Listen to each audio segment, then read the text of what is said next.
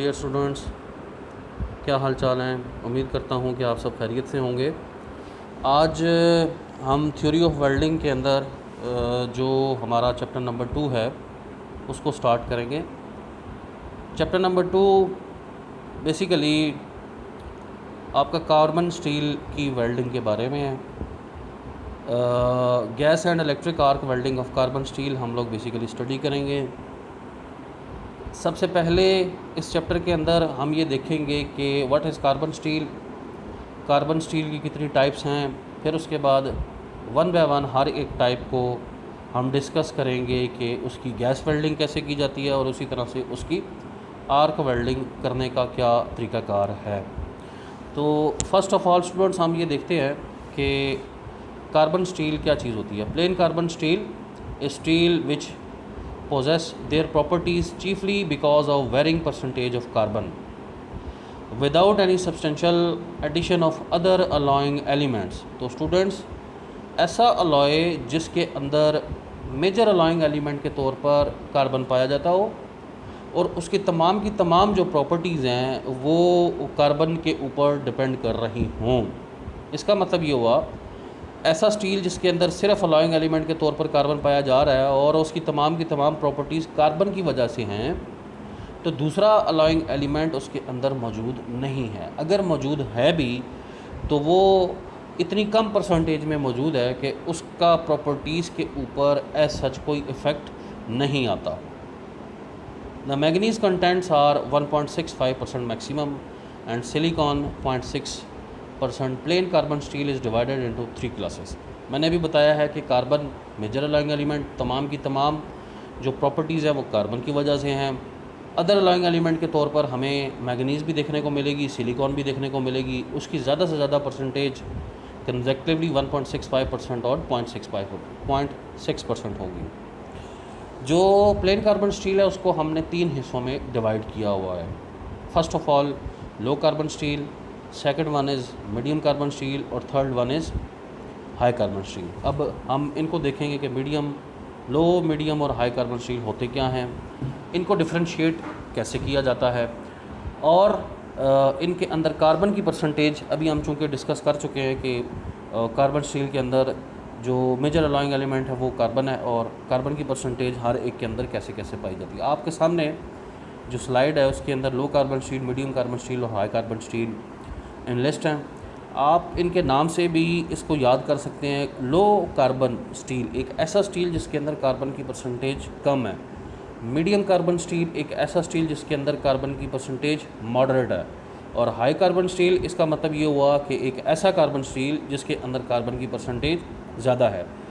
अगर हम लो carbon steel को देखें तो उसके अंदर मैक्सिमम कार्बन की परसेंटेज 0.25 है।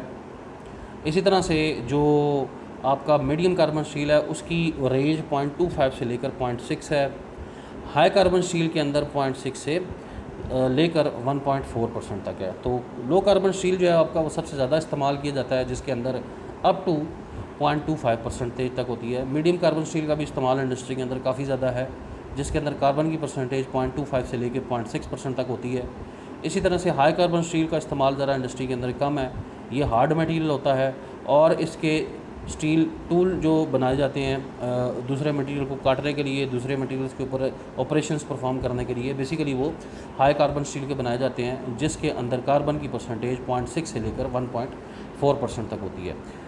अच्छा स्टूडेंट्स, अब हम बात करेंगे कि जो आपकी gas electric arc welding of low carbon steel के इलेक्ट्रिक आर्क वेल्डिंग हमने, गैस वेल्डिंग हमने लो कार्बन स्टील की किस तरह से करनी है। सबसे पहले हम डिस्कस करेंगे gas welding of low carbon steel कि जिस वक्त लो कार्बन स्टील को हमने गैस वेल्डिंग करनी है तो उसके लिए हमने कौन कौन से पैरामीटर्स हैं जिनको सेट करना है, कौन कौन सा प्रोसीजर है जो हमने अडॉप्ट करना है, वो आपके सामने एनालिस्ट है। Gas welding of low carbon steel is mainly done by oxy acetylene since the other gas flame normally do not provide high temperature to melt.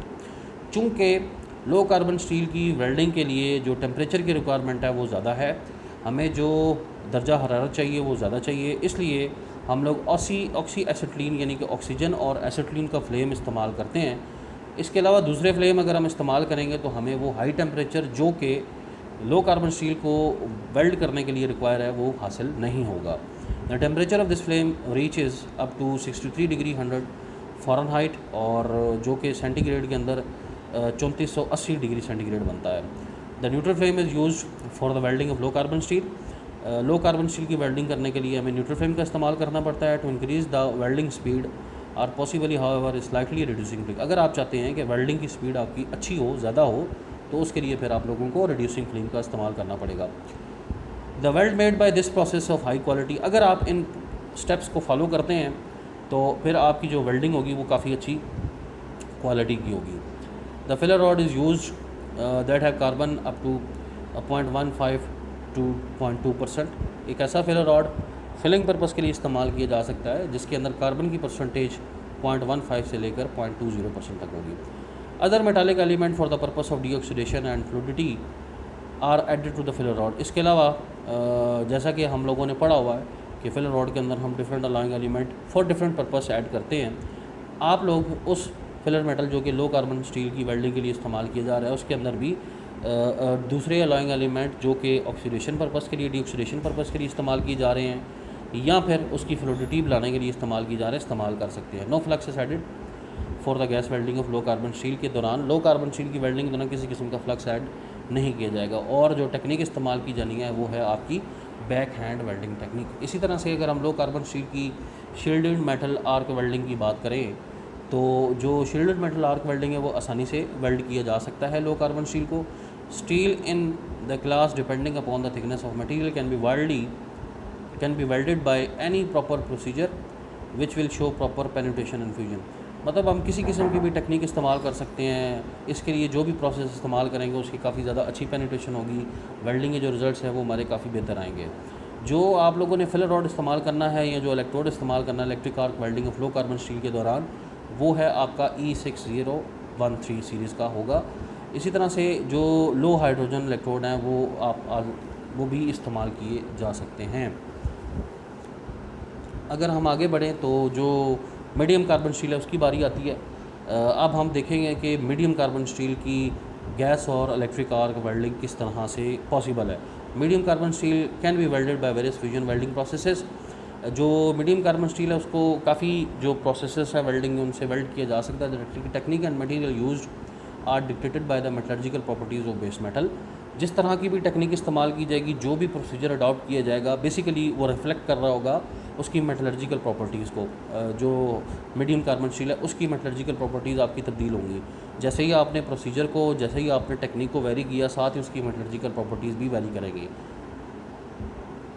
In the some case, preheating and post-heating may be required to produce the quality desired, especially for the weld quality of steel containing more than 0.4% carbon. एक ऐसा carbon steel जिसके अंदर 0.4% तक carbon या इससे ज़्यादा carbon होगी, तो उसकी वेल्डिंग करने के बाद जो अच्छी क्वालिटी है हासिल करने के लिए ज़रूरी है कि आप उसकी प्री हीटिंग और पोस्ट हीटिंग भी करें। तो कुछ मीडियम कार्बन स्टील के अंदर अलॉयज़ ऐसे हैं जिनकी प्री हीटिंग और पोस्ट हीटिंग की जाती है ताकि उनकी प्रॉपर्टीज़ को बढ़ाया जा सके। तो सबसे पहले हम बात कर लेते हैं gas welding of medium carbon steel.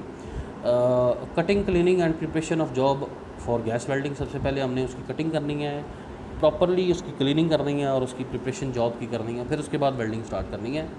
Carburising flame का इस्तेमाल किया जाएगा ताकि हमारे पास अच्छी से अच्छी वेल्डिंग की प्रॉपर्टीज़ आएँ। लो कार्बन स्टील की तरह मीडियम कार्बन स्टील की गैस वेल्डिंग के दौरान भी किसी किस्म का फ्लक्स इस्तेमाल नहीं किया जाएगा। After adjustment of flame welding is started from the edge of the joint. तो जिस वक्त आप फ्लेम एडजस्ट कर लें कार्बोराइजिंग मीडियम कार्बन स्टील की वेल्डिंग के दौरान, आप लोगों ने जो वेल्डिंग स्टार्ट करनी है वो बिल्कुल एक एज से स्टार्ट करनी है और आगे की तरफ आप लोगों ने फॉरवर्ड होना है। A little trouble in case of hard and brittle product as a result of cooling. चूँकि वेल्डिंग करने के बाद जो कूलिंग रेट होता है आफ्टर सॉलिडिफिकेशन के लिए जो कूलिंग रेट है वो काफ़ी हाई है, उसकी वजह से हमें हार्ड और ब्रिटल फेज़ का सामना करना पड़ सकता है। उसका जो हल है वो बेसिकली क्या है, the welding of medium carbon steel can be improved by the heat treatment.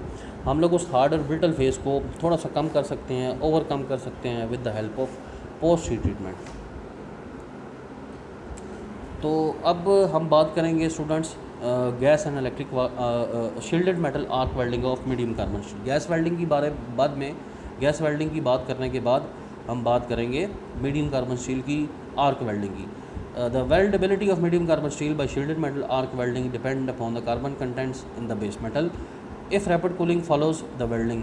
अब अगर हमने वेल्डिंग करनी है, इलेक्ट्रिक आर्क वेल्डिंग करनी है, तो जो मीडियम कार्बन स्टील है उसके अंदर जो कार्बन की परसेंटेज है वो ये बताएगी कि आप लोग मीडियम कार्बन स्टील की इलेक्ट्रिक आर्क वेल्डिंग करते हैं तो कैसी होगी, अच्छी होगी, उसकी क्वालिटी बेहतर आएगी या नहीं आएगी। यानी कि जो कार्बन की परसेंटेज है वो ये रिफ्लेक्ट करेगी कि आपकी मीडियम कार्बन स्टील की वेल्डेबिलिटी कैसी है।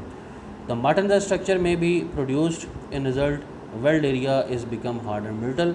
चूँकि कार्बन की परसेंटेज ज़्यादा है, कार्बन की परसेंटेज ज़्यादा होने की वजह से आपका कूलिंग रेट भी ज़्यादा है, तो जिसकी वजह से आपको मार्टिनजाइट स्ट्रक्चर को फेस करना पड़ सकता है। मार्टिनजाइट स्ट्रक्चर बेसिकली हार्ड और ब्रिटल फेज है। To eliminate that undesirable structure, work piece to be welded is pre heated to 300 to 500 degree Fahrenheit, and after welding to restore desired properties in the weld area is post heated in range 1100 to 1200 degree Fahrenheit।